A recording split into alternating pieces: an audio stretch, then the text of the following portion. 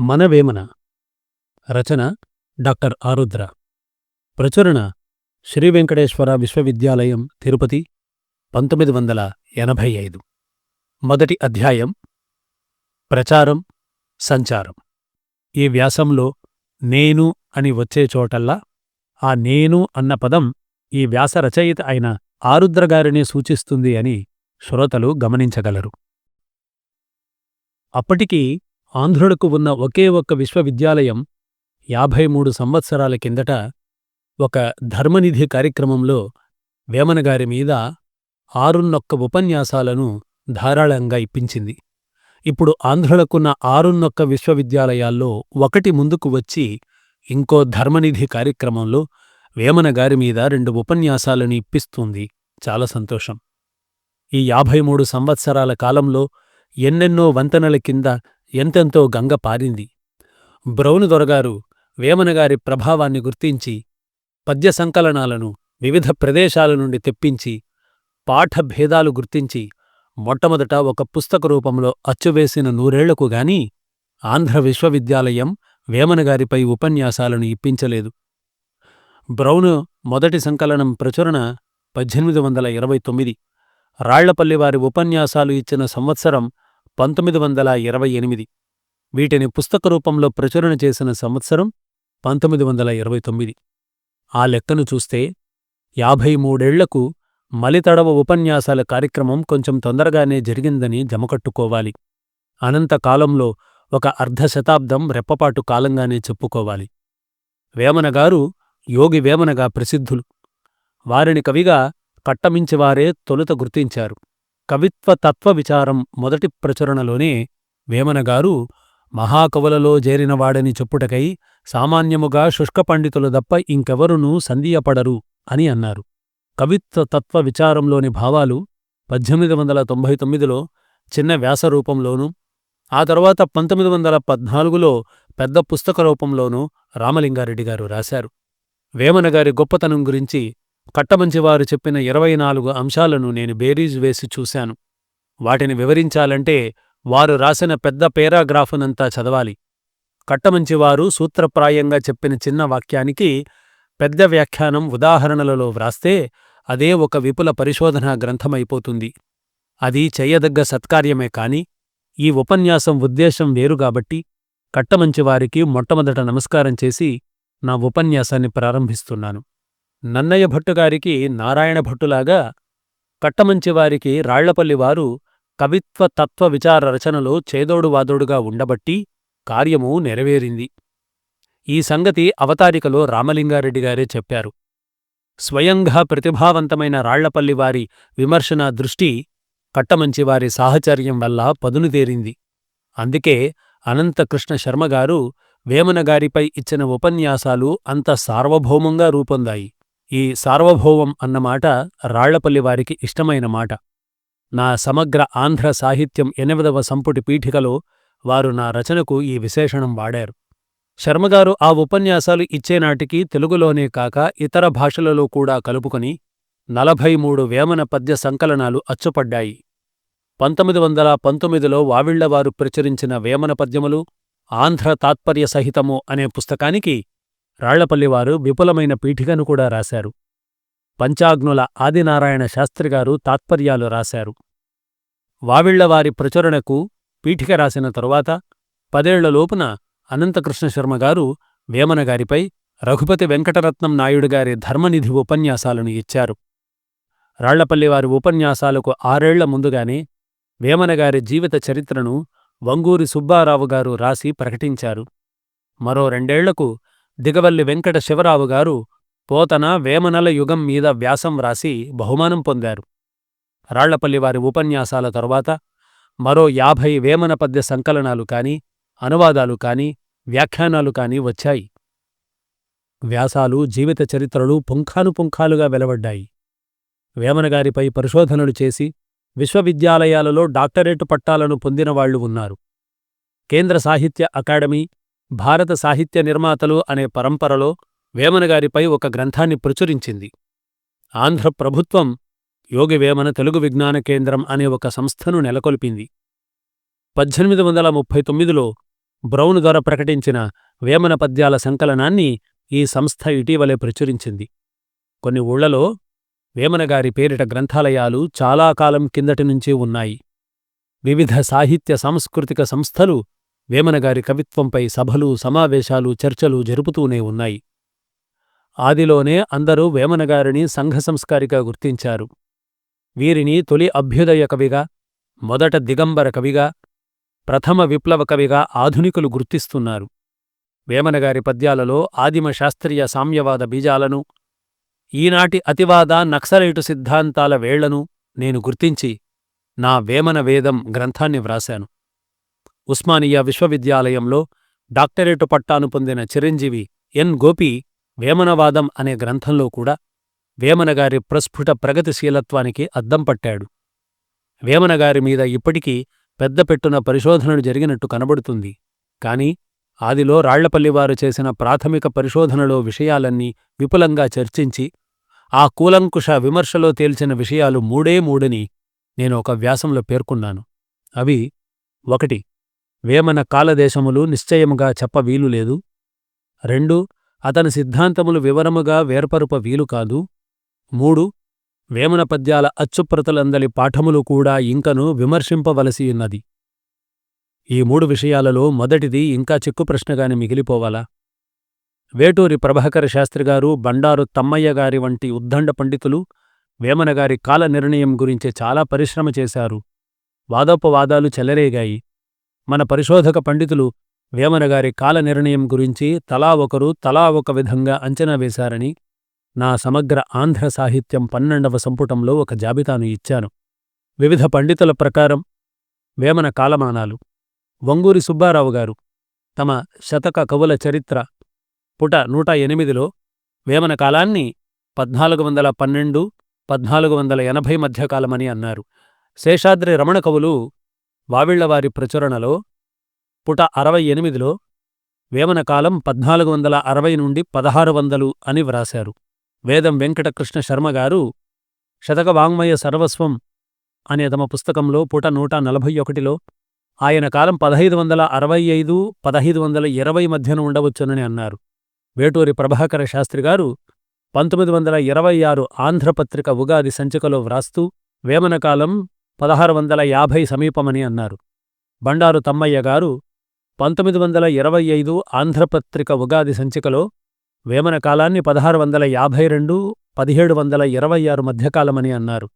రాళ్లపల్లి అనంతకృష్ణ శర్మగారు తమ వేమన పుస్తకంలో 40వ పేజీలో 1700 సమీపంలో అని అన్నారు. వేమనగారు 1600 నుండి 1752 మధ్య ఎప్పుడో ఉన్నట్టు సురవరం ప్రతాపరెడ్డిగారు రాశారని ఇటీవల నాకు తెలిసింది. వేమన పద్యాలను దేశం 4 మూలల నుంచి సేకరించిన బ్రౌన్ దొర ఎంతో పరిశోధించాడు. తాము రాయించిపెట్టుకున్న సంపుటాలలో వేమనగారు 1652లో జన్మించినట్టు, 1725లో సిద్ధి పొందినట్టు నోట్ చేసుకున్నారు. నేను బ్రౌన్ దొరగారి నోట్స్ ఆధారంగా వేమనగారు 1650 ప్రాంతాలలో జన్మించారని సమగ్ర ఆంధ్ర సాహిత్యంలో పేర్కొన్నాను. కాలనిర్ణయ సమస్యలో అప్పుడు లోతుకు వెళ్లలేదు. ఇటీవల చేసిన మౌలిక పరిశోధనల వల్ల వేమనగారి కాలాన్ని ఇతమిత్థం అని నిర్ణయించడానికి నాకు ఆధారాలు దొరికాయి. వాటిని ఒకదాని తర్వాత ఒకటి మనవి చేస్తాను, చిత్తగించండి. మన ఉద్దండ పండితులందరూ ఈ విషయంలో ఏకాభిప్రాయానికి రాకపోవడంలో వింతలేదు. మా గురువుగారు మల్లాది రామకృష్ణ శాస్త్రిగారు చెప్పినట్టు మన సాహితీ సమరాంగణంలో ఒక్కొక్క వేత్త ఒక కుందేలు. ఎన్ని మార్లు లెక్కించినా దానికి 3 కాళ్ళు. అది కుంటుపడినా కుప్పింపులు మానదు. కొందరి కుందేళ్లకు 3 కాళ్ళు కావు, ఒక కొమ్ము కూడా ఉంటుంది. ఆ కొమ్ము కుమ్ముతుంది. అయితే స్వకీయమైన వాదం పట్ల కాక సత్యం పట్ల అభిమానం ఉన్నవాళ్లు మాత్రం తమ విశ్వాసాలను గుడ్డిగా అంటిపెట్టుకోరు. అందుకే ఎంతో చర్చ చేశాక బండారు తమ్మయ్యగారు, మహాశయులారా, వేమన కాల నిర్ణయముకు తగు మార్గములన్నీయూ అయోమయములుగా ఉన్నవి. నా అభిప్రాయములు సరియైనవే అని నేను చెప్పజాలను అని స్పష్టపరిచారు. వేమనగారి కాల నిర్ణయంలో మార్గాలన్నీ అయోమయాలు కావడానికి కారణం ఏమిటి? సాధారణంగా మన పరిశోధకులు ఒక కవి కాల నిర్ణయానికి ఆ కవి తన కావ్యంలో పేర్కొన్న సుప్రసిద్ధ చారిత్రక వ్యక్తుల కాలాన్ని గాని, వర్ణించిన చారిత్రక సంఘటనలను గాని ఆధారంగా తీసుకుంటారు. వేమనగారు గజపతి లింటనున్న గవ్వలు చెల్లదా అని ఒక పద్యంలో అన్నారు కాబట్టి వారు గజపతుల కాలం వారని ఒక అంచనా. రాయని బాచనమీద, కుంటుపల్లి ముత్తున్నమీద భట్రాజులెందరో ఎన్నో పద్యాలు చెప్పారు. కాని వేమనగారు కూడా ఈ ప్రసిద్ధుల మీద చెరోపద్యం చెప్పారు కాబట్టి వాళ్ల కాలానికి చెందినవారని మరొక వాదన. ఉదాహరణకు బ్రౌను 1898లో ప్రచురించిన వేమన పద్యాలు పుట 104 పద్యం 288. రాయని బాచనిపై పద్యం: పరగ రాయని కుల బాచని ధనమెల్ల భటుల పాలు కవుల పాలు తలుపనొనరు హీనజనుని ధనము దాయాదుల పాలు జారకాంత పాలు వేమా. అలాగే గుంటుపల్లి ముత్తయ్యపై పద్యం: ప్రాకటముగ నిట్టిలోకములో గుంటుపల్లి ముత్తుడెన్న పరమగురుడు అన్నదానమునను హరుపూజ చేతును హరునిలోన గలిసే అరుదువేమా. ఈ కాలనిర్ణయ సూత్రంలో మరికొన్ని బీటముళ్లు పడడానికి రాయని బాచన్నలు 5 ఉన్నారు. సామాన్య శకం 14వ శతాబ్ది నుండి 17వ శతాబ్ది దాకా 400 ఏళ్ల నడిమి కాలంలో ఏ బాచన్న కాలానికైనా వేమనగారిని చేర్చడానికి పరిశోధకులు తమ వాదం నిలుపుకొందికి తాపత్రయపడ్డారు. ఇంతకు రాయని బాచన్న మీద కాని గుంటుపల్లి ముత్తన్న మీద కాని చెప్పిన పద్యాలు దీర్ఘముకుటమున్న 3 పాదాల ఆటవెలుదులు కావు. వేమ అన్న హ్రస్వముకుటమున్న చతుష్పాదాలు. మంత్రి మానాటి కట్టుబాట్లు కల్పించిన రాయని భాస్కరుడే గుంటుపల్లి ముత్తయ్యకు సమకాలీకుడు. ఈ ముత్తయ్య 1623లో చనిపోయాడు. ఈ బాచన్న కొడుకు పేరు కొండయ్య. ఇతని మీద కూడా చాలామంది భట్రాజులు పద్యాలు చెప్పారు. బాచన కొండయ్య మీద చెప్పిన పద్యాలు 1 కాదు 4 దొరుకుతున్నాయి. ఉదాహరణకి ఈ పద్యం వినండి: పడుచు నిడని వాని బద్యమిచ్చిన వాని కడుపుకిడిన వాని నడుపవలయు నడుపలేని వాని నయవిధులెంతురా భువిని భాస్కరేంద్రపుత్రకొండ. ఇది వేటూరి ప్రభాకర శాస్త్రిగారు సంకలనం చేసిన చాటుపద్య మణిమంజరి ప్రథమ భాగంలోనే ఉంది. పుట సంఖ్య 87. అయితే ఈ పద్యమే మకుటభేదంతో వేమనగారి పద్యంలాగా చలామణి అయి కొన్ని ప్రతులలోనికి ఎక్కింది. 3వ పాదంలో మోటుదనం కూడా ఉంది. చిత్తగించండి. వేమన సూక్తి సుధాకరమనే పుస్తకంలో నుండి: పడుచునసగు వాని పద్యమసగు వాని గడుపు చల్ల చేసి గౌరవమున నడపలేనివాడు నాలంజ కొడుకురా విశ్వదాభిరామ వినురవేమ. 3వ పాదంలోని మోటుదనం ఈ పాఠంలో కొంచెం ఘాటు తగ్గే ఉంది. బ్రౌనుగారు 1839లో ప్రచురించిన సంకలనంలో ఇది అచ్చపడలేదు. కాని వ్రాతప్రతులలో కొంచెం పచ్చిగానే ఉంది. అందుకే అశ్లీల పర్వం అనే విభాగంలో బ్రౌన్ దొరగారు బూతుల బొంగలో చేర్చవలసిన వేమన పద్యాలను వింగడించి తాత్పర్యాన్ని ఇంగ్లీష్లో కాక లాటిన్లో వ్రాశారు. ఇంతకీ బాచని కొండయ్య మీద ఎవరో భట్టు చెప్పిన పద్యం వేమనగారి పద్యం కింద చలామణి అవుతున్నదా, లేక వేమనగారి పద్యాన్ని ఒక భట్రాజు కైంకర్యం చేశాడా? ఏది ఏమైనా ఈ పద్యంలోని భావం మాత్రం ప్రాచీనమే. పడుచు నిడినవాని కడుపు నిడినవానిని అగౌరవపరచకూడదు అని పూర్వులే ఇలా చెప్పారు.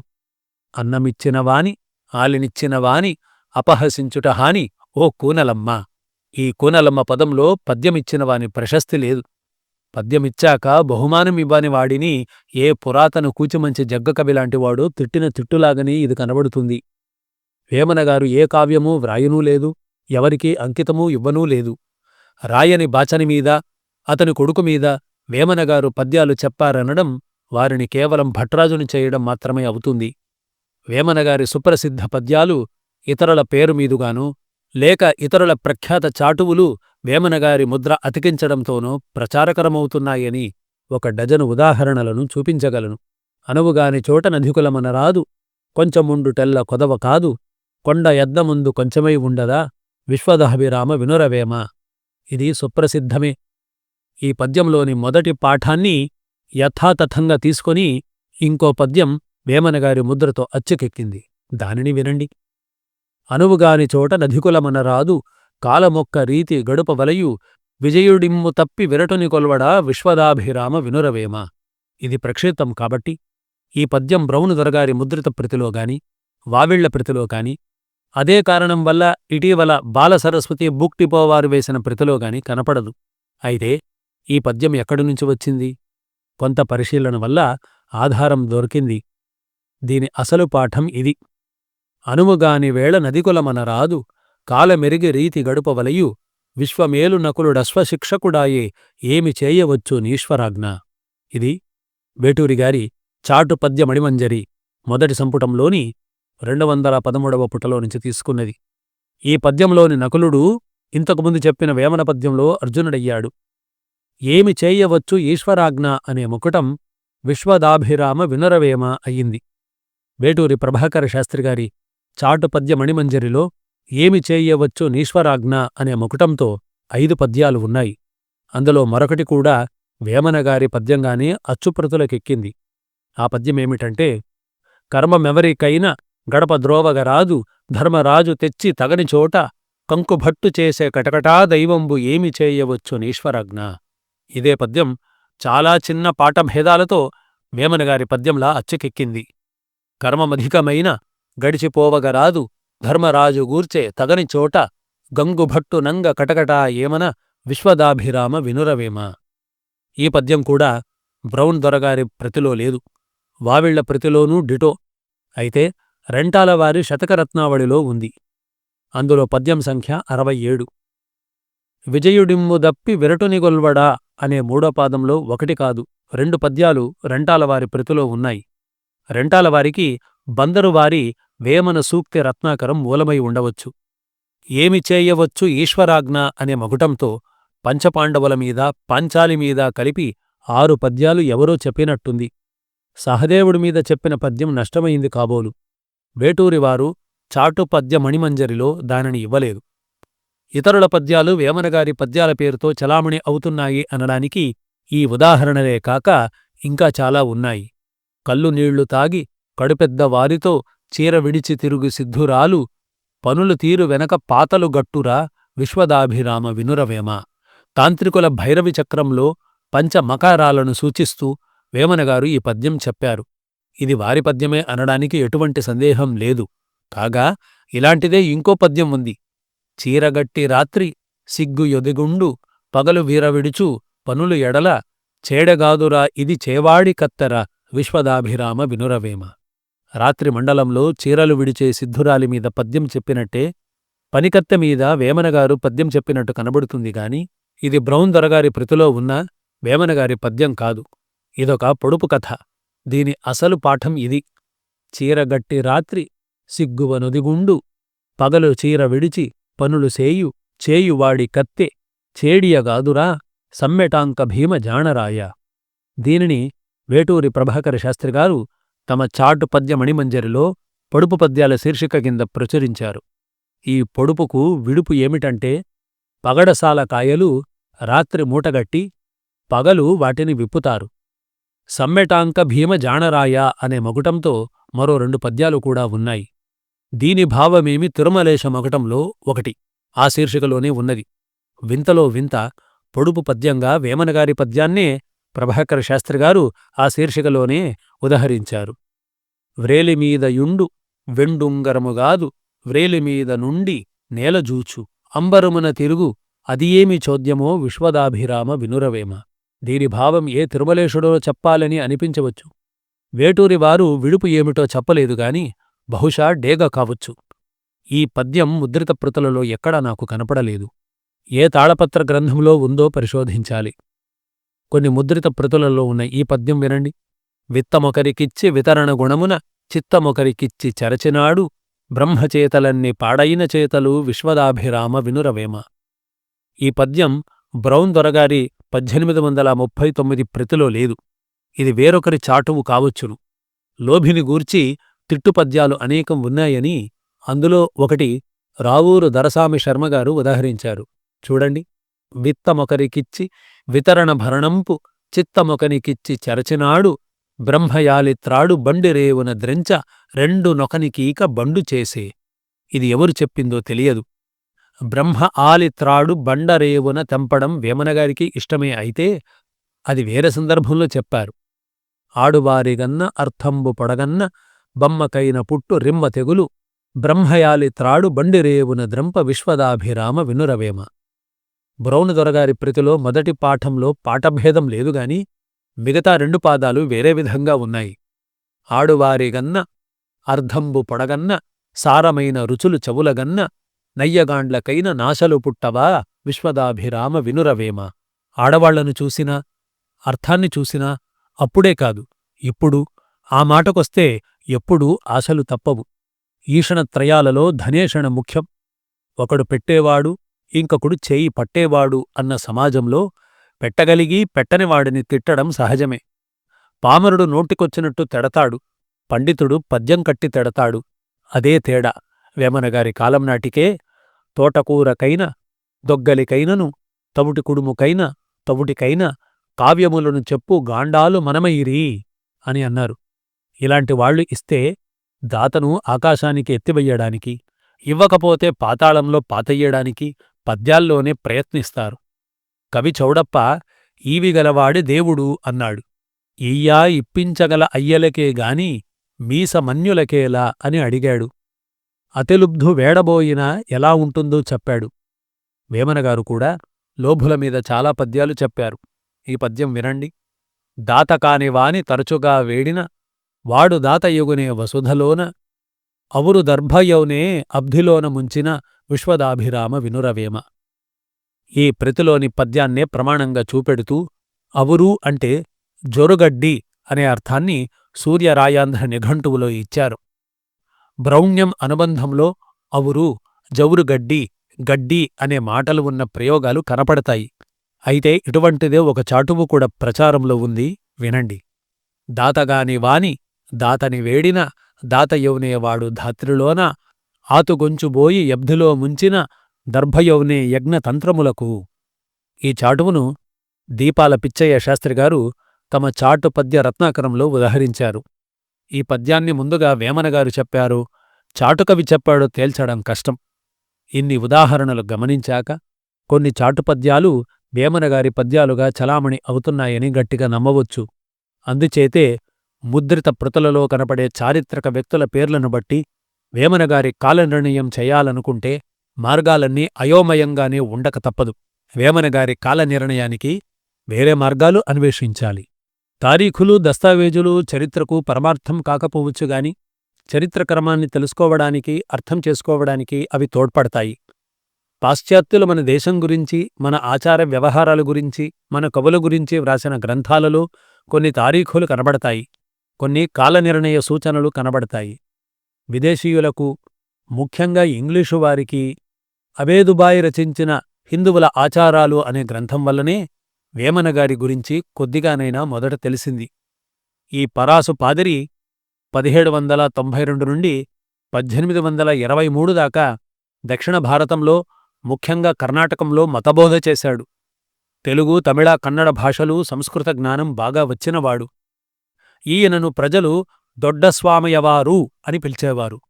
హిందువుల ఆచారాలు అనే గ్రంథాన్ని దుబాయ్ పాదిరి 1806 నాటికి పూర్తి చేశాడు. ఫ్రెంచ్ భాషలో ఉన్న ఈ పుస్తకాన్ని తూర్పు ఇండియా కంపెనీ వాళ్లు కొని ఆంగ్లంలోకి అనువదింపజేశారు.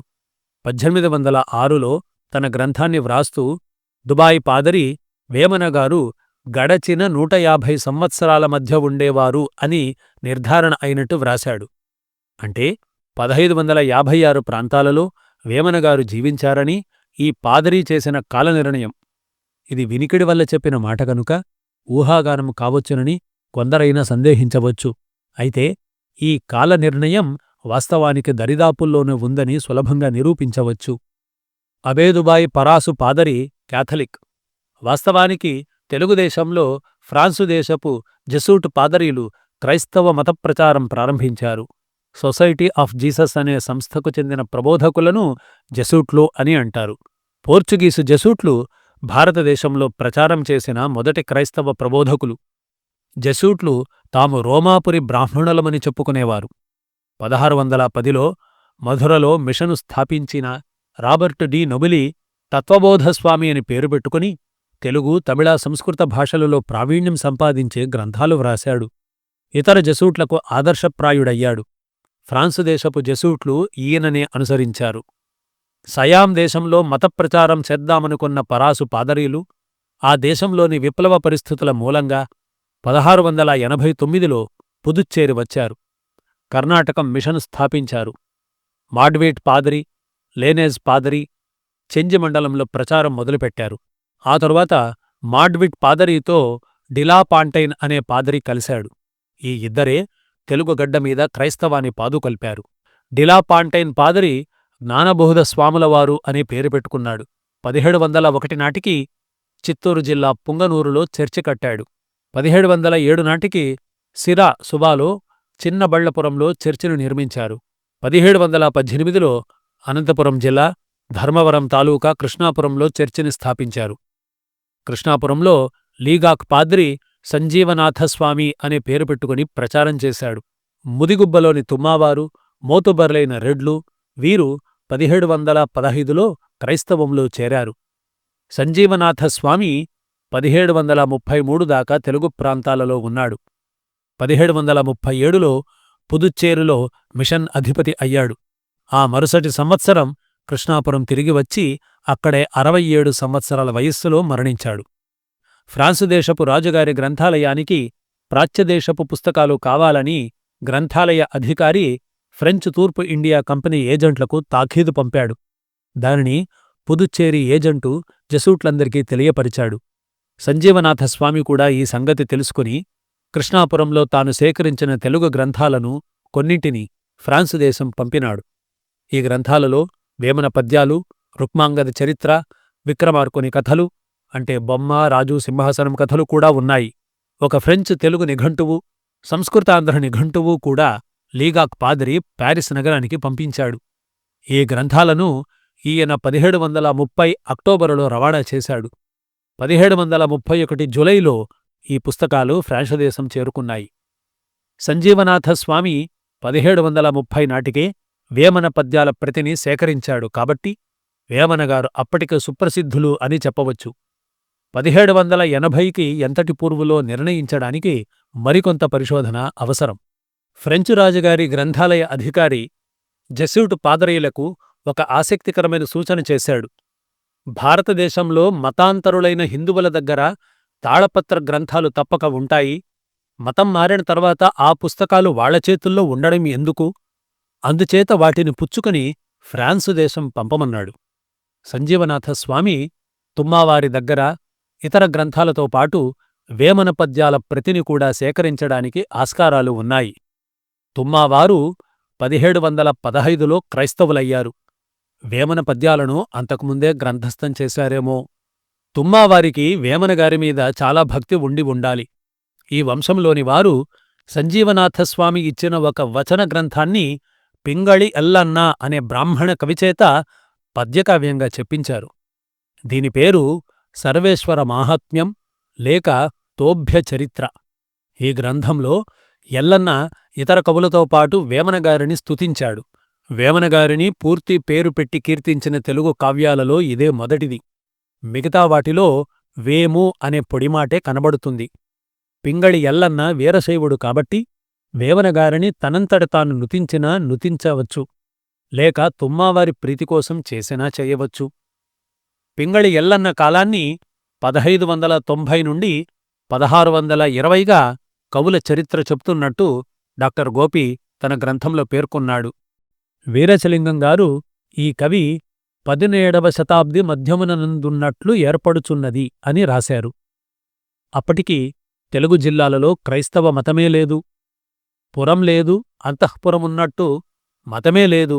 ఇక మతకావ్యం ఎలా పుడుతుంది? తుమ్మావారు 1715లో క్రైస్తవులైనా 1752లో గుంటూరు జిల్లా ఫ్రెంచువారి వశమయ్యాక అక్కడకు వలస వెళ్లి కొండవీటికి దగ్గరలో ఉన్న భక్తవాడలో స్థిరపడ్డారు. ఈ భక్తవాడనే నేడు తుమ్మవాడ అంటారు. పింగళి ఎల్లన్న ఈ తోభ్య చరిత్రను 1760 తర్వాత ఎప్పుడో రచించి ఉంటాడు. పింగళి ఎల్లన్న వేమనగారిని విమలమతి అని కీర్తించడమేగాక కొన్ని ఆటవెలుదులు కూడా కావ్యంలో వ్రాశాడు. కథాకథన భాగంలోని పద్యాలు కనుక వాటిమీద పూర్తిగా వేమనగారి ప్రభావం కనపడదు. కాని కథలోనే ముక్తకంలాగా కేటాయించదగ్గ పద్యం ఒకటి వేమనగారి ధోరణిలో లేకపోలేదు. ఆ పద్యం వినండి. సుతుడె తోడు నీడ చుట్టంబు చెలికాడు సుతుడె ఏడు కడయు సుతుడె ధనము సుత విహీనమైన బ్రతికేటి బ్రతుకది జగములో నుండు జనులకెల్లా. ఈ మొట్టమొదటి క్రైస్తవ కావ్యములోనే కాక ద్వితీయ కావ్యములో కూడా వేమనగారి ప్రభావం కనబడుతుంది. మంగళగిరి ఆనందయ్య అనే ఒక బ్రాహ్మణ కవి వేదాంత రసాయనం అనే క్రైస్తవ కావ్యాన్ని రాశాడు. ఇందులో వేమనగారిని పూర్వకవిగా నుతించలేదుగాని వారి ప్రసిద్ధ పద్యంలో భావాన్ని ఆటవెలిదిలోనే అనుకరించాడు.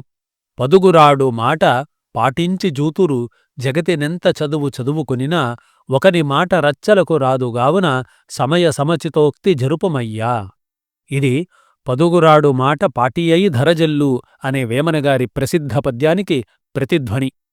మంగళగిరి ఆనందయ్య ఈ గ్రంథాన్ని రచించిన కాలం బ్రౌన్ దొరగారు 1720 అని స్పష్టంగా రాశారు. ఈ నిర్ణయంలో పొరపాటు ఉంది. ఆనందయ్య కూడా తెలుగు క్రైస్తవులు గుంటూరు సీమకు వచ్చాకనే కావ్యం వ్రాశాడు. అంటే 1752 తర్వాతనే అని చెప్పాలి.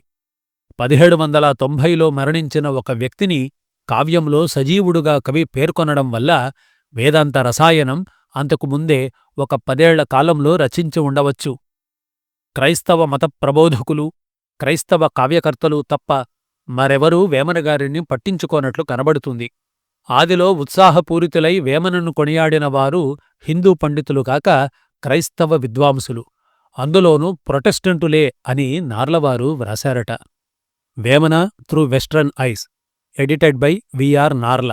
నార్లవారు సంకలనం చేసిన ఈ గ్రంథాన్ని మరుపూరు కోదండరామిరెడ్డి వేమన పాశ్చాత్యులు అనే పేరుతో అనువదించారు. ఈ వ్యాసంలో రెడ్డిగారి అనువాద వాక్యాలని ఉదహరిస్తూ ఉన్నాను. తెలుగు సాహిత్య చరిత్రకారులో ప్రథములైన వీరేశలింగం గారు, గురజాడ శ్రీరామమూర్తిగారు వేమన చరిత్ర రాయలేదు. కావలి రామస్వామి తన ఆంగ్ల గ్రంథంలోనూ వేమనగారిని పేర్కొనలేదు. ఈ సంగతులను చెప్తూ నార్లవారు ఇట్టి మూగ కుట్ర ఒక మహావ్యక్తి పేరైననూ ఉచ్చరించక మరుగుపరిచిన మౌన కుతంత్రము ప్రపంచ భాషా చరిత్రలందెచ్చటను కానము, ఇది ఒక పెద్ద విస్మయము అని తప్పులెన్నారు. కవుల చరిత్రలో రాయకపోయినా వీరేశలింగం గారికి వేమనగారి పట్ల చిన్నచూపు లేదు. ఇతర రచనలలో కొన్ని పద్యాలను ఉదహరించారు. కందుకూరి వీరేశలింగం డైరీలు, లేఖలు సంకలనకర్త అక్కిరాజు రమాపతిగారు పద్యాన్ని ఉదహరించాను. 1772వ సంవత్సరంలో వీరేశలింగం గారు తప్పులెన్నువారు తండోపతండంబు పద్యాన్ని తమ ఒక వ్యాసంలో ఉదహరించారు. గురజాడ అప్పారావు గారు కన్యాశుల్కంలో వేమనగారి ప్రసక్తి, ప్రశస్తి విరివిగానే ప్రదర్శించారు. నిజానికి ఏమాత్రము సంస్కారమున్న సాహితీపరుడైనా వేమనగారి వంటి ప్రథమశ్రేణి ప్రతిభావంతులను విస్మరించలేదు. అందుకే 1797లోనే హెన్రీ బ్యూచాంప్ కొన్ని దురభిప్రాయాలను ఖండించాడు. దుబాయ్ పాద్రీ పుస్తకానికి విపులానవాదం ప్రచురిస్తూ ఇలా అన్నాడు: వేమనగారి వంటి కవులను బాగా చదువుకొని సంస్కారం కలిగిన బ్రాహ్మణులు చాలామంది ఎక్కువగా గౌరవించి ఆ రచనలను ఆసక్తితో చదువుతున్నారు. ఇట్టివారిని పురోహిత వర్గమునకు, ఆచార్యపీఠములకు సంబంధించిన వారి నుండి వేరు చేయవలను. ఈ తెగవారి అభిప్రాయము మాత్రము ఆ వ్రాతలను ఎవరుగాని చదవకుండా ఉండవలయుననుటయే. హెన్రీ బ్యూచాంప్ 19వ శతాబ్దపు సహృదయులు గురించి ఈ మాటలు చెప్పారు. వాస్తవానికి 18వ శతాబ్దంలో కూడా సుప్రసిద్ధ కవులు వేమనగారిని గుర్తించారు. అనుకరణ ఉత్తమ ప్రశంస గనుక వేమనగారిని చాలా ప్రముఖ కవులే అనుకరించారు.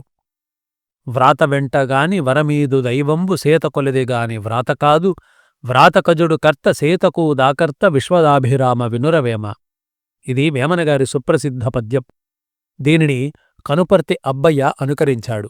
ఉషాదేవి కలలో కన్న చిన్నవాడు ఎవడో తేల్చుకోవడానికి వివిధ రాకుమారుల చిత్రపటాలను గీస్తుంది. ఆ సందర్భంలో వేమనగారి పద్యాన్నే తీసుకొని చమత్కరిస్తూ అబ్బయ్య తాను అనిరుద్ధ చరిత్ర కావ్యంలో ఇలా పద్యం చెప్పాడు: వ్రాతకచుడు గర్త సేతకు దాకర్త అనుటకిది విరోధమైననేమి, సేతకజుడు కర్త వ్రాతకు దాకర్త అంచు చిత్రలేఖ తనగవచ్చు. ఈ పద్యాన్ని చూశాక అబ్బయ్య కాలానికే వేమనగారి పద్యం చాలా విపుల ప్రచారంలో ఉందని చెప్పవచ్చు. కనపర్తి అబ్బయ్య 1745 నాటికి అనిరుద్ధ చరిత్ర రాసి ఉంటాడని చరిత్రకారుల నిర్ణయం.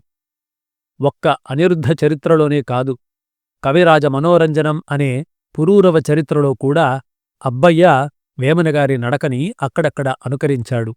సుదతి వ్రతము చెడిన సుఖము దక్కగవలె అన్నమాట దలుచు కొన్నదేమో, కాపురంబుజేసె కలికి ముచ్చటదీర మగని విడిచి తేర మగని ఇంటా అని కవిరాజ మనోరంజనంలో వ్రాశాడు. కనుపర్తి అబ్బయ్య ప్రౌఢకవులలో ప్రసిద్ధుడు. కూచమంచి జగ్గన్న ఇంకొక రకంగా ప్రసిద్ధుడు.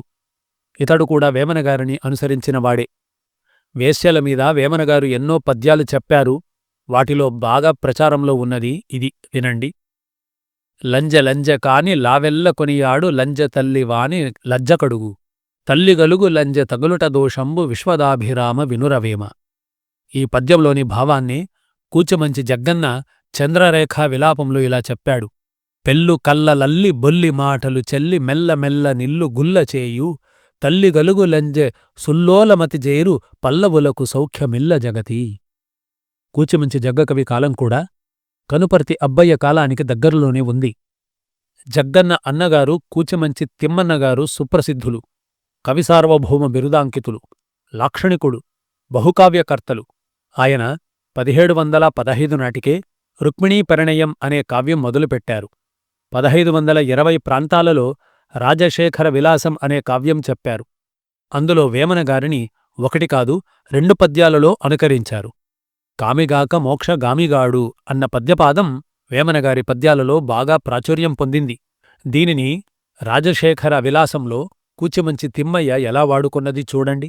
కోరి ఆచార్యు భామినిగూడనట్టి కైరవాప్తుడు మిక్కిలి కామిగాడే కామిగాకున్న ఎట్టిన స్ఖలితుడెవడు కామిగాడేని నిర్వాణ కామియగునే. ఈ పద్యం ఆటవెలుదులో కాక తేటగీతలో చెప్పడం గమనించదగ్గ విషయం. అయినా కూచమంచి తిమ్మయ్య గారు ఆటవెలుదులో కూడా వేమనగారి భావాలను అనుకరించలేకపోలేదు. రాజశేఖర విలాసంలోనే ఈ పద్యం వినండి. ధనము కలిగియుండ ధర్మంబు సేయక ఎన్న నదియు బరుల కొదవుగాదే తేటులెల్లగూడి తేనియ గూర్చిన నొరుల కబ్బినట్లు లెరుగుకొనినా.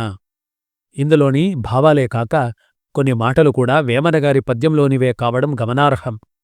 ధనము కూడబెట్టి ధర్మంబు సేయక తాను దినక లెస్స దాచుకాగా తేనె నీగ కూర్చి తిరువరికీయదా విశ్వదాభిరామ వినురవేమ. వేమనగారి పద్యంలో పొదుపు ఉంటుంది.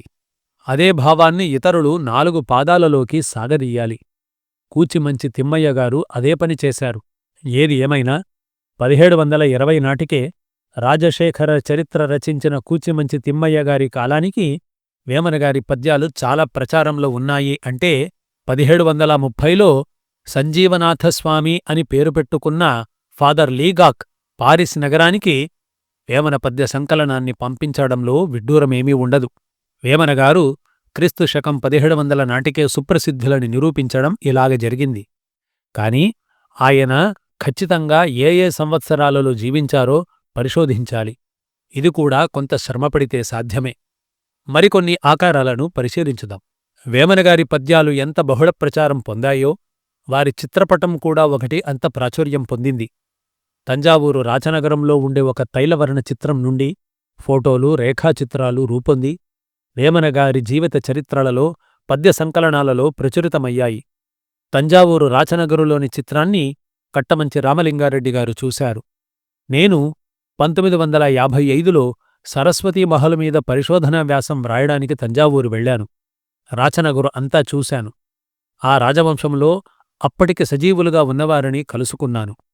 మహారాష్ట్రుల దర్బారు హాలులో ఉన్న ఏకోజీ, షాహాజీ, శరభోజీ రాజుల తైలవర్ణ చిత్రం ఒక పెద్ద గోడంత సైజులో ఉన్నది ఇప్పటికీ నా కళ్లకు కట్టినట్టుగా ఇమ్మడి ఉంది. శరభోజీ తైలవర్ణ చిత్రం కూడా మరపురానిదే. ఎటొచ్చి వేమనగారి చిత్రాన్ని చూచాయిగా చూపినట్టు జ్ఞాపకం. అంతకుముందే వావిళ్లవారి ప్రతులలో ఆ చిత్రం ఫోటోను చూడడం చేత ఆ పటాన్ని రాచనగరులో చూసినప్పుడు అట్టే పట్టించుకొని ఉండను. తంజావూరులో ఉన్నది వేమనగారి చిత్రమేనా? ఆ నగరానికి వారికి ఏమిటి సంబంధం? వేమనగారు దక్షిణ ప్రాంతాలలో కూడా సంచారం చేసి శిష్యవర్గాన్ని చేర్చుకున్నట్టు జనం చెప్పుకుంటారు. తంజావూరు సరస్వతీ మహలులో వేమన పద్యాల తాళపత్ర ప్రతులు 4 ఉన్నాయి. నాగరలిపిలో కాగితాలమీద రాసిన ప్రతి ఇంకొకటి ఉంది. నాగరలిపిలో రాసిన ప్రతి మహారాష్ట్ర రాజుల కోసం తయారు చేసినదే కావచ్చు. తాళపత్ర గ్రంథాలు తెలుగు లిపిలోనే రాశారు. కన్నాకు మీద కాదుగాని 4 ప్రతుల కట్టలమీద ఒక చిన్న ఆకుపై నళనామ సంవత్సర చైత్రశుద్ధ పాడ్యమీ భానువారం అనే తారీఖు కనబడుతుంది. ఇది 1676 మార్చ్ 5వ తేదీకి సరిగ్గా సరిపోతుంది. తాళపత్రాలు చాలా ప్రాచీనంగానే కనబడతాయి. ఒకటి శిథిలమైపోతూ ఉంది. 1676వ సంవత్సరం తంజావూరులో మహారాష్ట్ర రాజుల రాజ్యారంభ సంవత్సరం. అప్పటికి వేమనగారు సుప్రసిద్ధులు కావచ్చును గాని ఆ తాళపత్ర గ్రంథాలు ఆ సంవత్సరం లిఖించినవి కాకపోవచ్చును.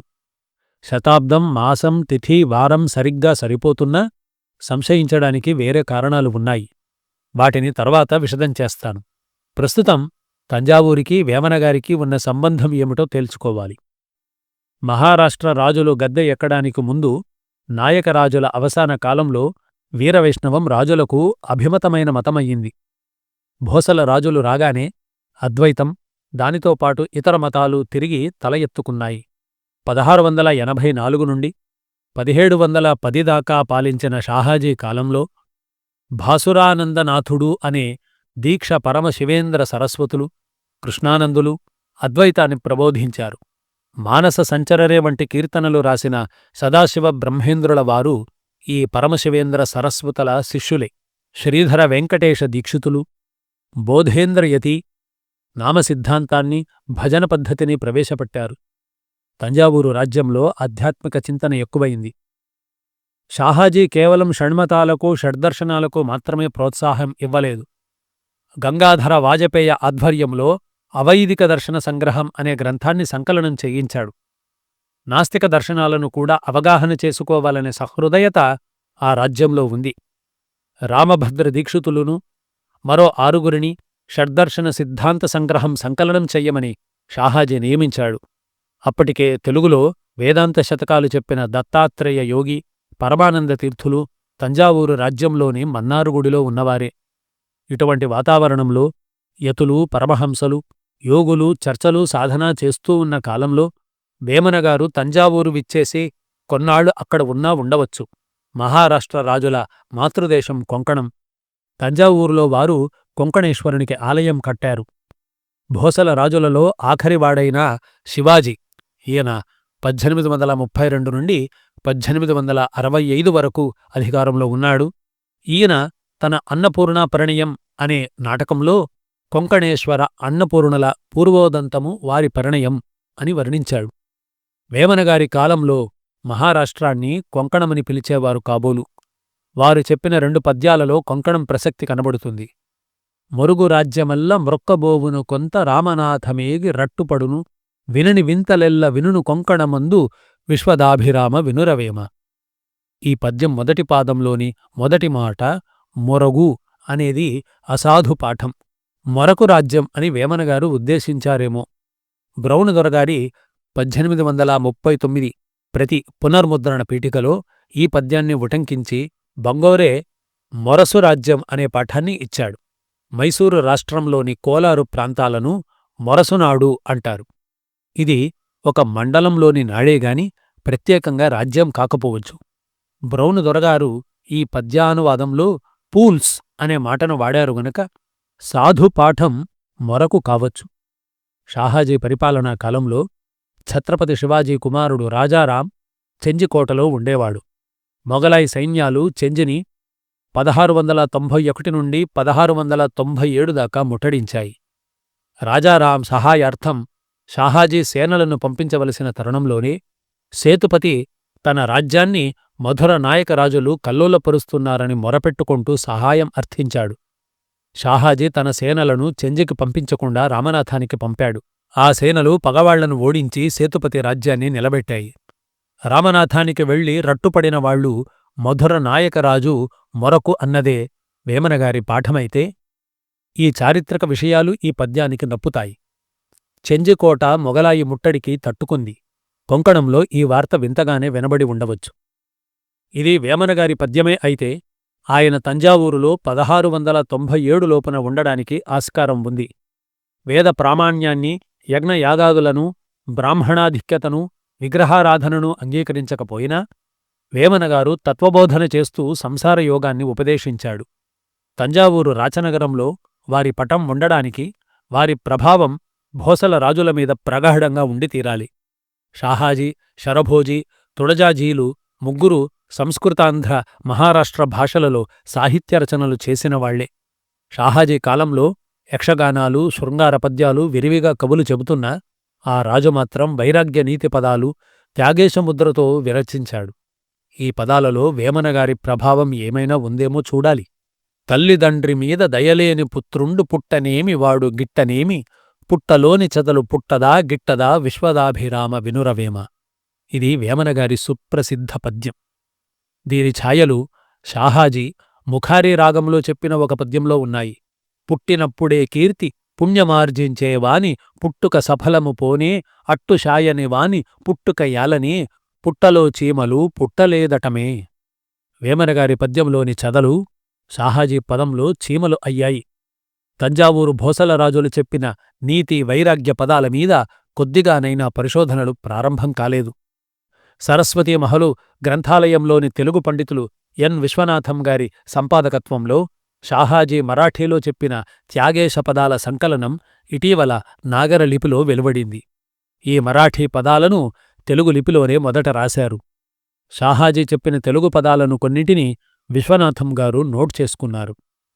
కాంబోధిరాగంలో చెప్పిన చదివితేనే జ్ఞాని ఆయన అనే పదం డి 443 ప్రతిలోనిదే. ఇది కాకర్ల త్యాగరాజస్వామివారి రచనగా పరిశోధకులు పొరబాటుపడ్డారు. ఆంధ్రప్రభుత్వం వారి oriental manuscript library and research institute వారు శృంగార పదములు ప్రాచీన అజ్ఞాన కవికృతము అనే గ్రంథం ఒకటి 1972లో ప్రచురించారు. నిజానికి ఇవి అజ్ఞాన కవికృతాలు కావు. ఇవి తుళజాజీ కొడుకు ఏకోజీ చెప్పిన పదాలు.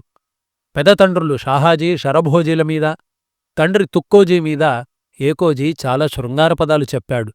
నీతి పదాలు కూడా చెప్పాడు. భోసల రాజులలో తుళజాజీకి ఆధ్యాత్మిక విద్య మీద చాలా ఆసక్తి ఉంది. అందులో కృషి చేశాడు. శృంగార పదాలలో కూడా మనకీర్తి శాలివాడు ఘనయోగ శాలివాడు అని ఏకోజీ నాయిక చేత చెప్పించాడు. మరో పదంలో ఘనశివభక్తుడవు ఘనయోగశీలివీవు అని నాయిక చెబుతుంది. ఏకోజీ చెప్పినట్లే తుళజాజీ యోగశీలి. ఈ రాజు రాజరంపన విద్యావిలాసం, శివకామసుందరీ పరిణయం అనే 2 యక్షగాన నాట్య ప్రబంధాలు రాశాడు. ఈ రెండింటిలో ఇతివృత్తాలు ఆధ్యాత్మికాలే. రాజరంజన విద్యావిలాసంలో వేమనగారి సంసార యోగాన్నే తుళజాజీ ప్రశంసించి ప్రబోధించాడు.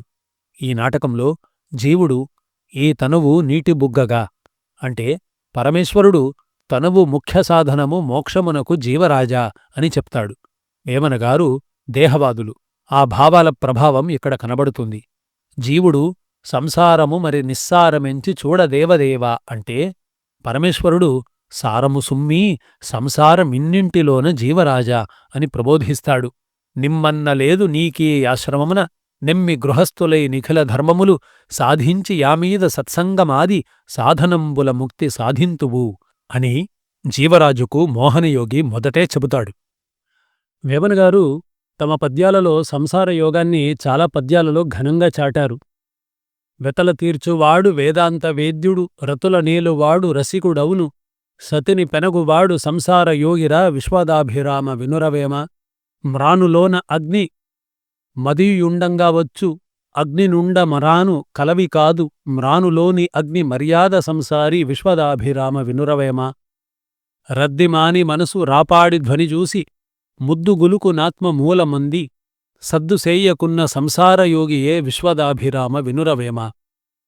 వేమనగారు ఇలాగ సంసార యోగాన్ని ప్రశస్త యోగంగా ప్రబోధించడం వల్లనే తుళజాజీ రాజరంజన విద్యావిలాసంలో గృహస్థాశ్రమాన్ని పాటిస్తూనే మోక్షం సంపాదించవచ్చునని ఖచ్చితంగా చెప్పాడు.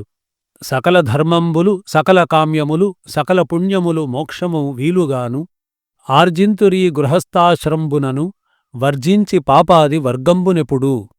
మోక్షం బ్రహ్మజ్ఞానం వల్లనే వస్తుంది. వేమనగారు ఇలా చెప్పారు. బ్రహ్మమనగ వేరే పరదేశమున లేదు బ్రహ్మమనగ తానే బట్టబయలు తన్నుదా నెరిగిన తానేపో బ్రహ్మంబు విశ్వదాభిరామ వినురవేమ. తుళజాజీ కూడా సరిగ్గా ఈ మాటనే రాజరంజన విద్యావిలాసంలో దండిగా తాను తెలియ తానేపో బ్రహ్మము అన్నాడు. తుళజాజీ 1729 నుండి 1792 దాకా తంజావూరును పాలించాడు.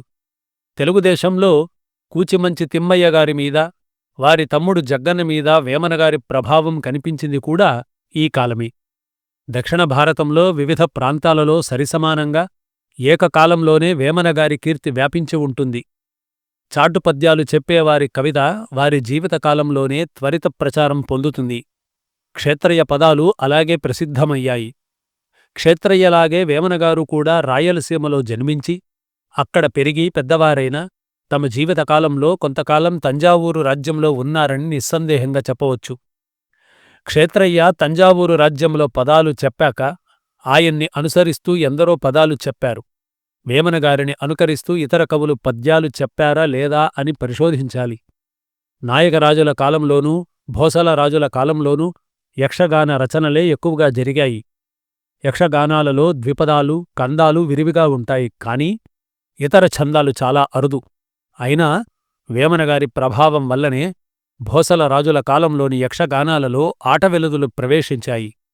బాలకవి సుబ్బన్న పంచకన్యా ప్రణయంలో, చల్లా సూరయ్య వివేక విజయంలో, అక్కయ్య భీమసేన విజయంలోనూ, శ్రీకృష్ణ లీలా విలాసంలోనూ ఆటవెలుదులు కొన్ని చెప్పారు. మాతృభూతయ్య పారిజాతాపహరణంలో ఒక ఆటవెలిది చెప్పాడు. ఈ అక్షగానాలన్నీ అచ్చుపడ్డాయి. ఆంధ్ర విశ్వవిద్యాలయం వారు కొన్ని సంపుటాలలో ప్రచురించారు. భోసల రాజుల కాలం నాటి సుప్రసిద్ధ ప్రబంధ కవులు వెలిదండ్ల వెంకటపతి, ముద్దుపళని మొదలైనవారు. వెంకటపతి రాధామాధవ సంవాదం రచించాడు. ఇతని కొడుకు వీణ అయ్యన్న దీక్షితుడు అద్వైత జ్ఞానవేత్త. వ్యాస తాత్పర్య నిర్ణయం అనే గ్రంథాన్ని రాశాడు. నామసిద్ధాంతం, భజన పద్ధతులను ప్రచారం చేసిన శ్రీధర వెంకటేశుల శిష్యుడు షాహాజీ కాలంలో ప్రముఖుడు. వెలిదండ్ల వెంకటపతి రాధామాధవ సంవాదంలో 6 ఆటవెలుదులు రాశాడు. నడకలో, విరుపులలో ఇవి వేమనగారి బాణీలోనే ఉన్నాయి. ఈ కవి 1700 ప్రాంతాలవాడు, ఇంకొంచెం ముందువాడు కావచ్చు. భోసల రాజులలో ప్రతాపసింహుడు కూడా ప్రసిద్ధుడే. ఇతడు 1739 నుండి 1763 దాకా తంజావూరు పాలించాడు. ఇతని ఆదరణలోనే ముద్దుపళని ఉండేది. ఈమె రాధికా సాంత్వనం అనే కావ్యంలో 14 ఆటవెలుదులు రాసింది. బాణీ వేమనగారిదే. సొమ్మునీయవచ్చు, సంబంధమీయవచ్చు, ఇయ్యరాని ప్రాణమీయవచ్చు, తనదు విభుని వేరు తరుణి చేతికిచ్చిన తాళవశమే ఎట్టి దానికైనా. ఈ కావ్యంలోని మిగతా ఆటవెలది పద్యాలు కూడా ఇంత సాఫీగా నడుస్తాయి. వేమనగారి ఆటవెలుదులు తెలుగు సాహిత్యంలో ప్రవేశించాక ఏ కవి చెప్పినవైనా ఆ విరుపులు, ఆ సొంపులు సంతరించుకోక తప్పదు. తంజావూరు సీమలో ప్రబంధ యక్షగాన కవులేగాక పదకవులు కూడా వేమనగారి ప్రయోగాలను అనుకరించారు. 1860 ప్రాంతాలలో ప్రసిద్ధి పొందిన మూవనల్లూరు సభాపతయ్య కాంభోజిరాగంలో చెప్పిన అన్యాయముగా నే నపదూరు పాలైతి అన్న పదం 2వ చరణంలో సూటిగాను వానిజూచి నవ్వే అలవాటు చేసినందుక ఏటికే ఈగేలి ఏ పాపమిరుగనే తాటికింద పాలు తగిన చందానా అనే ప్రయోగం వేమనగారికి ఫక్తు అనుకరణే. ఇప్పటిదాకా చూసిన సాక్ష్యాల వల్ల వేమనగారి కాలనిర్ణయం సుఖాసుఖాలు తేలిపోయినట్టే లెక్క. 1650 నుండి 1700 దాకా వారు దేశంలో సంచారం చేసి ఉంటారు. ఈ విషయంలో నాకుగాని, ఈ రుజువులు గమనించిన మీకుగాని ఈషణ్మాత్రం అనుమానం సైతం లేకపోవచ్చును. అయితే వేమనగారి మీద పరిశోధనలు చేసి పట్టా పొందిన విశ్వవిద్యాలయంలో ఆచార్యులుగా ఉన్నవారు వేరే ప్రతిపాదనలు చేస్తే వాటిని పరిశీలించక తప్పదు. ఇటీవల బాలసరస్వతి బుక్ డిపో వారు వేమన పద్య రత్నాకరము అనే సంకలనాన్ని 1976లో ప్రచురించారు. ఇందులో 2504 పద్యాలున్నాయి. వీటికి బులుసు వెంకటరమణయ్య గారు తాత్పర్యకర్త, డాక్టర్ గంధం అప్పారావు గారు పీఠిక వ్రాశారు. అందులో వేమనగారి గురించి కవి చౌడప్ప చెప్పిన పద్యంగా ఒకటి ఉదహరించారు. వానను దడియని వారును పూనుక వేమన్న బేత బొరయని వారున్ నానా దిక్కులు వెదకిన గానమురా నెంతవాని కవిచౌడప్ప. ఈ పద్యం ఇప్పటిదాకా ఏ పరిశోధకుడి కంటా పడలేదు. దీనిని చూసి ఉంటే పరిశోధకులకు శ్రమ తప్పేది. కవి చౌడప్ప కాలం అందరికీ తెలిసినదే. మట్ల అనంతరాజుగారి మీద, తంజావూరు రఘునాయకుడి మీద చౌడప్ప పద్యాలు చెప్పాడు. మట్ల అనంతరాజు కొలువులోనే చౌడప్ప ఉండేవాడు. ఈ రాజు 1598–1600 సంవత్సరాల మధ్య కాకుత్స విజయం అనే కావ్యం వ్రాశాడు. కవి చౌడప్ప అప్పటివాడే అవుతాడు. ఇతడు పొగిడినందువల్ల వేమనగారు ఏ 1550 ప్రాంతాలవారో అవుతారు. గంధం అప్పారావు గారు ఈ చౌడప్ప పద్యాన్ని ఏ తాళపత్ర ప్రతిలో చూశారో, అది ఎక్కడ ఉందో, దాని నెంబరేమిటో, అందులోని పద్యసంఖ్య ఏమిటో మొదలైన వివరాలు ఏమీ చెప్పలేదు. ఇటువంటి రుజువులు, సాక్ష్యాలు చూపించడం సాహిత్య పరిశోధక మర్యాద. డాక్టర్ గంధం అప్పారావు గారు ఉదహరించారు గనుక దీనిని పూర్తిగా కొట్టి పారెయ్యడానికి లేదని నా దగ్గర ఉన్న కవిచౌడప్ప శతకాల వివిధ ముద్రిత ప్రతులను గాలించాను. ఎక్కడా ఈ గంధంవారు పేర్కొన్న కందం నాకు కనబడలేదు. నానీతి వినని వానిని భానుని కిరణమున వీద బారని వానిన్ వానను దడియని వానిని గానను రా కుందవరపు కవిచౌడప్ప. ఇలా చౌడప్ప తన స్వంత కీర్తిని పొగుడుకున్నాడేగాని వేమనగారిని ప్రస్తుతించలేదు. గంధం అప్పారావు గారికి ఈ పద్యం ఎక్కడ దొరికింది? బ్రౌను ప్రతులను గాలిస్తే ఈ పద్యం లభించింది, వినండి. వానను దడియని వారును పూనుక వేమన్న సేత బొరయని వారున్నన్నా దిక్కుల వెదికిన గానము వానెంతగాని గానము వేమ. ఈ పద్యంలో గానము వేమ అనే మాటల బదులు కవిచౌడప్ప అనే మొకటాన్ని గంధం అప్పారావు గారు ఇచ్చిన పద్యంలో ఎవరో తగిలించారు. వేమన సూక్తి రత్నాకరంలో ఈ పద్యం కొంచెం పాఠభేదాలతో ఇలా ఉంది. వానను దడియని వారును భూనిక వేమన్న బోధ బొరయని వారున్ నానా దిక్కుల వెదకిన గానబడగలేరు దెలియగదరా వేమ. బందరువారి పాఠాన్నే తీసుకొని నేదునూరు గంగాధరం గారు తమ వేమన పద్యాలు అనే సంకలనంలో పొందుపరిచారు. అందులో ఈ పద్య సంఖ్య 4322. కవి చౌడప్ప, వేమన ఒక త్రాటిమీద నడిచినవారే అని పద్యం కింద నేదునూరివారు ఒక చిన్న వ్యాఖ్యానం చేశారు. ఈ వ్యాఖ్యానం పొరపాటుకు దారితీసిందా? బ్రౌను దొరగారి కాలం నుంచి ఇటీవల పరిశోధకుల దాకా ఎవరికీ లభించని కవిచౌడప్ప పద్యం గంధంవారికి ఎలా దొరికిందో తెలియదు గనుక, వారు చెప్పలేదు గనుక ఇది ఇంకా సాగదీయకుండా ఈ కాలనిర్ణయ సమస్యను కుప్పస్వామయ్యర్ మేడ్ డిఫికల్ట్ చేసుకోనక్కరలేదు. తంజావూరులో ఉన్న తాళపత్ర ప్రతుల మీద ఉన్న తారీఖు విషయంలో ఇంతకుముందు కొంత అనుమానం వెలిబుచ్చాను. దానికి కారణాలు తర్వాత చర్చిస్తానని కూడా చెప్పాను. ఆ ప్రతుల కట్టల మీద ఒక చిన్న ఆకుమీద ఈ కొన్ని వాక్యాలు ఉన్నాయి. నళనామ సంవత్సరం చైత్రశుద్ధ 1 భానువారం మధ్యస్థులు సేవా దురంధర శ్రీ రామయ్య వరహప్పయ్య దీక్షితుల వారి అధికారముందు వేమన పద్యములు తెలుగు లిపి ఆకులు 23 అపూర్తి రుజు.